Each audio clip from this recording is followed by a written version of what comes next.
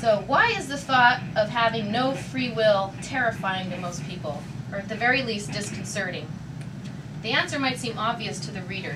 Most conclude that with no free will, ethics and morals would be meaningless, and it would not be justifiable to hold anyone accountable for their actions.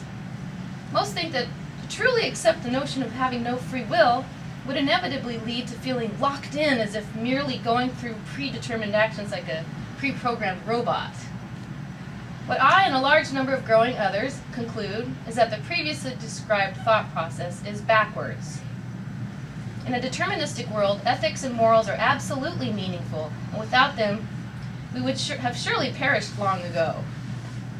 The deterministic machinery is on a level that is far removed from our daily conscious perception. A person needs not question their sense of morals at the moment of realization that we live in a deterministic world, any more than one fears falling through furniture when they learn that atoms are mostly empty space, right? So it's just a totally different level. The scientific mind will want to define terms before further exploration, but unfortunately I cannot offer a definition to free will any more than I can offer one for God. But what we can do is clarify some semantics. Determinists do use the word choice, and we do use the word will to describe human actions. Just not free choice or free will. So in our daily lives, both free willers and determinists use the same language. We both speak of making choices and decisions and wishing for things, etc. People don't speak of free choices or free will in our day-to-day language, other than in a philosophical or a political discussion. The semantics problem only comes into play when entering a discussion on the true nature of a human mind on a fundamental level. On a fundamental level, a determinist sees willing as merely describing the current state of a person's thoughts, where they currently feel a need for something. They see choice as a computation, or a set of computations. While it may sound like robotic terminology, it's only that a determinist finds the idea of free agent outside the causal laws of physics to be equally as redundant and paradoxical as God or magic. A determinist has no idea what free could possibly be. We clearly need to explore what the free and free will can be defined as, if anything. There's no denying that our brain functions play a large part in our willing, and that its processes are unfathomably complex. Our brain consists of anywhere from 100 to 2 billion neurons connected by 100 to 5 trillion synapses. A trillion is 1,000 billion! It's an inside joke. A thought is the result of a causal chain where the origin is not an outside agent of free will that interjects from time to time, but rather it's a continuum of the same universal causal chain that emerged into existence sometime after the Big Bang. It's all one thing, right?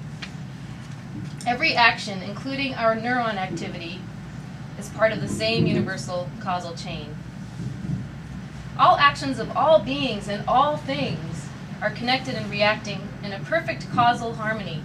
This is the conclusion a determinist must come to when taking their views to the logical extreme.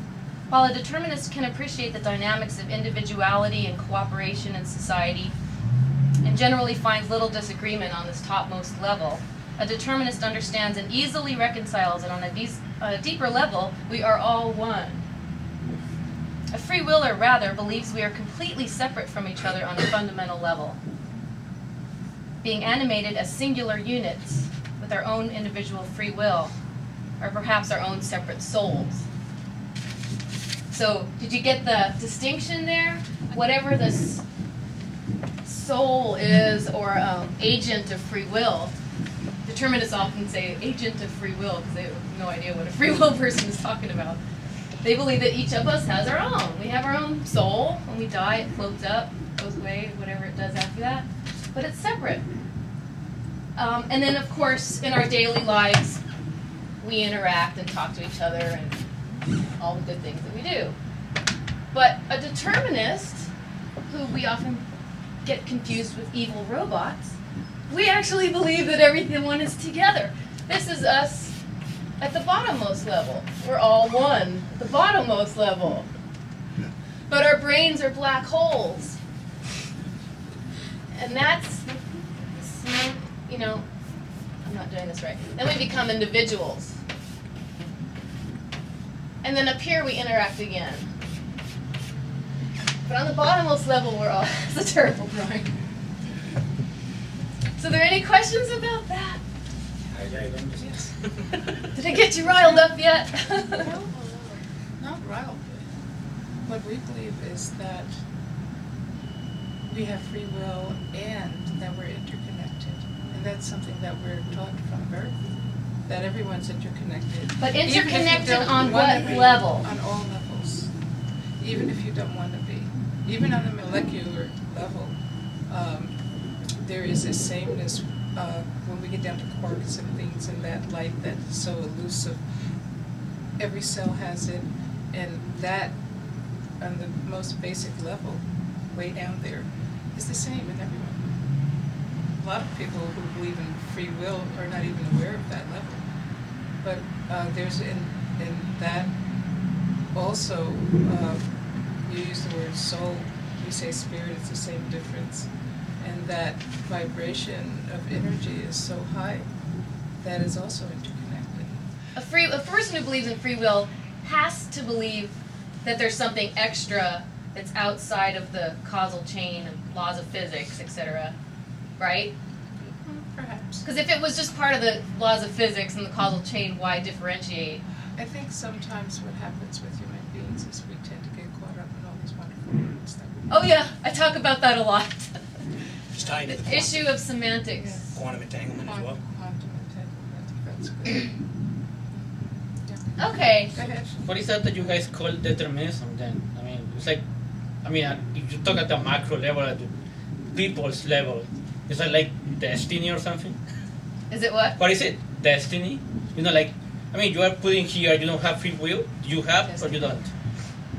Destiny. Destiny. Is there free will? Is there such a thing as... Yeah, I mean, what is Okay, it? so I'll just continue reading then, because I'll answer you as I go. All right. That's all stuff I talk about, for sure. Here's my question to you, because I'm actually not clear on this, and I'm not sure what I want to say about it. But we feel like we emanate from our heads, right? Like your sense of self really doesn't come from our knees or our feet. It's up here. And maybe that you could say, oh, it's obvious, our eyes and our ears and our mouth and our nose, and most of our sensory organs are on our head. But we do have our sense of touch, and, you know, we can feel temperature and pheromones and all that good stuff. Our whole body really is a sensory organ. So it's not just up here, but maybe that's part of it. But does anyone have any ideas why, what is the real reason? Why are we, because, for I instance, think it's because you can remove everything except your brain and still be a living person. still be a living Like person. I could take your eyes out, you're still a person. You could take your ears off, you're still a person. You could amputate basically everything and still be a person. At the point where you've destroyed the brain, you cease to exist. You can remove all your limbs. You can even add stuff. Like, I'm pretty sure Remove, when I'm add, driving my delete, car, update.